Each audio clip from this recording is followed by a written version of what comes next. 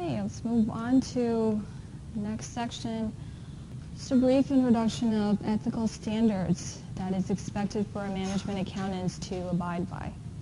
Okay, so people who work for the company as an accountant, there are several ethical standards set in place by the Institute of Management Accountants in order to guide these accountants to make decisions with an ethical standpoint and not to make decisions or actions that will discredit the profession. So in the book, when you get the textbook, there's an exhibit that states a very detailed information on the ethical standards. You can read through them. It won't be really the course of this class, the core of this class, but really you have to know what's there. So what is expected for management accountants to follow. So basically whatever they do, it has to be within their professional areas. The decision they make has to be according to their professional competence. The ethical standard states that they have to continuously develop skills in their professional area. Other core concepts in the standards: confidentiality. Information that management accountants know cannot be disclosed to other parties, other companies, other competitors. It has to be kept in the business. So management accountants obviously have all the numbers with them.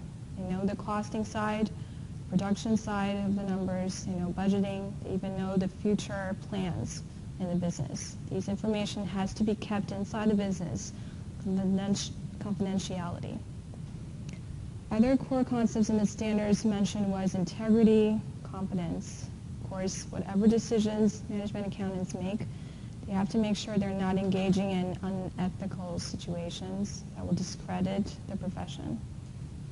Okay, they have to make sure to mitigate conflicts of interest, and the information they provide to managers has to be timely information, credible information, also has to be the comprehensive information for them to make decision. You can withhold some disadvantaged information that happen in the manufacturing side and not let the managers know. Okay, so these are just the core concepts surrounding all the standards listed in the textbook.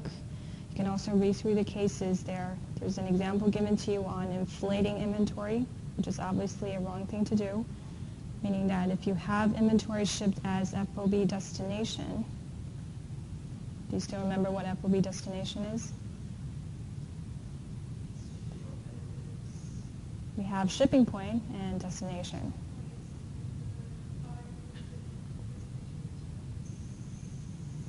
Seller pays it. So if my company is buying something and I agree on FOB shipping point, once the order is set, that's actually the inventory that belongs to us, even though we haven't received it, right? But what if it's FOB destination?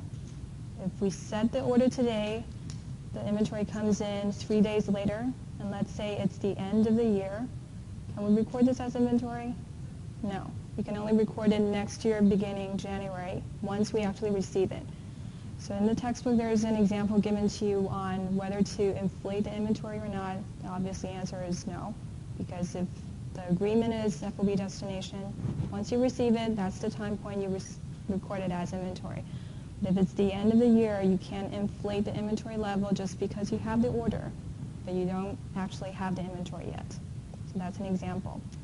Others, if you have $100 worth of inventory ready to sell to customer, but you haven't actually sell it. Now it comes to year end again, you can't actually just change those inventory numbers into expense and then assume that it has already been sold to customer. Even though it might soon be sold to customer in 2 days later, 3 days later, if you don't have the order set in place with customer, you can't just adjust the inventory asset into inventory expense, cost of goods sold, and then make sales entries. Okay, so those are the examples in the textbook. You can read through this section, get yourself a better understanding of what is expected from management accountants. Have to keep information to themselves, not disclose it. Have to do their duties based on their professional skills, and have to continuously improve the skills. And when they provide information to managers, it has to be the information, the comprehensive information. They can't withhold any information that they know that will severely affect managers' decision. They have to report the whole set of information.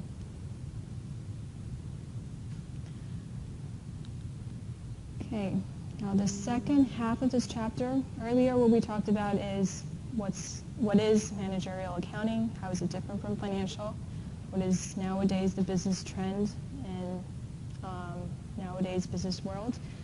And we also mentioned briefly on ethical standards. Now the second half of the chapter, we're shifting toward costing side, which is really getting to the core of this entire course. Costs is very important to determine and very important to keep track of because you want to compare against sales, retail price. So what's the differences, what's called the differences between cost and retail price? Which is the most important thing in a business? Profit, right? And then, of course, it breaks down to detailed net income, operating income, and gross profit. It comes from that all the way. But the general idea, costs and sales revenue, the difference is profit.